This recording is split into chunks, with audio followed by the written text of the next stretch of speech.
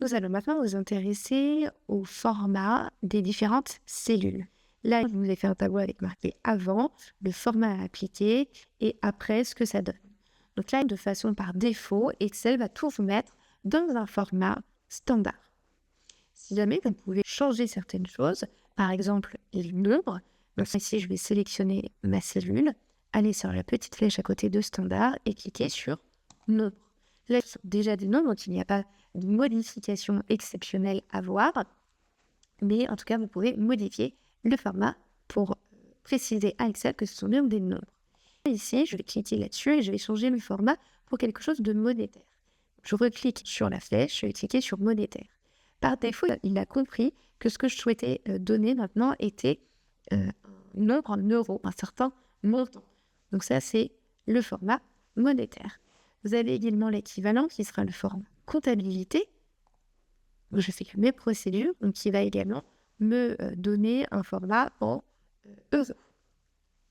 La seule différence entre monétaire et entre comptabilité, c'est si jamais vous avez un nombre qui est 0, je le montre par exemple, donc je change. En monétaire, vous allez avoir 0,00 euros, alors qu'en comptabilité, vous aurez juste un trait avec euros. En termes de date courte, donc si je pars de 1603,45 et je vais mettre date courte, il va automatiquement me donner une date. Le calendrier Excel se base sur la date du 1er janvier 1900. Du coup, le 1603e jour doit être du coup le 21/05/1904. Donc c'est pour ça que quand vous changez quelque chose, un nombre en date, il va compter à partir du 1er janvier 1900. Pour une date longue, ce sera la même possibilité, c'est juste qu'effectivement, là, on va vous rajouter le jour de la semaine et le mois sera écrit en toutes lettres. Pour le pourcentage, donc je fais exactement la même chose. Je vais cliquer sur pourcentage et votre nombre sera multiplié par 100 et du coup, vous aurez automatiquement un pourcentage à côté. Pour les fractions, c'est la même chose, ça va fractionner le nombre. Pour le texte, ça sera la même chose. Donc là, pour le coup, ça ne change pas, ça reste ce format-là. Mais effectivement, quand je clique sur cette cellule-là, le format a bien changé en termes de texte. Vous avez également des choses qui sont un petit peu plus avancées, mais qui peuvent vous être tout à fait utiles. Donc, par exemple, sur numéro de téléphone, je vais cliquer là-dessus. Et je vais aller ici dans autre format numérique. Et je vais avoir effectivement une nouvelle fenêtre qui s'ouvre.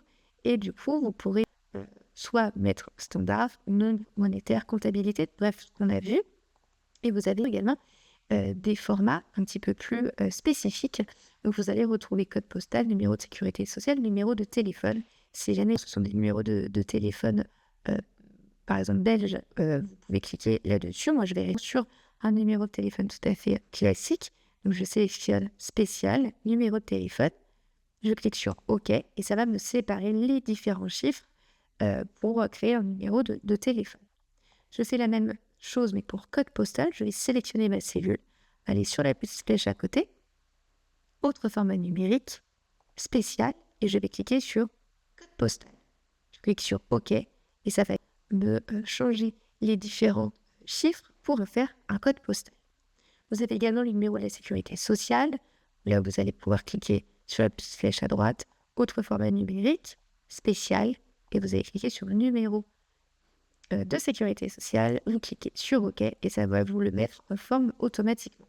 Ça peut être utile pour plusieurs choses, que ce soit des registres du personnel par exemple, ou si jamais vous avez une liste avec des numéros spécifiques, vous pourrez tout modifier grâce au format de cellule.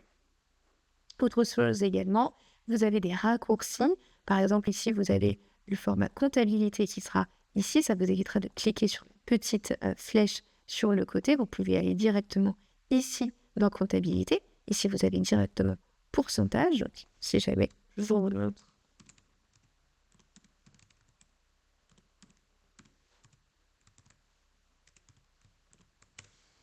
Si je clique ici, ça va me mettre automatiquement en format comptabilité. Ici, ça va me mettre pourcentage. Donc, le chiffre sera multiplié par 100. Et ici, vous allez avoir la possibilité de séparer par milliers, si vous le souhaitez. Ici, vous allez pouvoir rajouter autant de zéros que vous le souhaitez, ou au contraire, arrondir vos différents chiffres si vous avez besoin. Donc ça peut être très utile de savoir comment réduire ou augmenter, rajouter des décimales.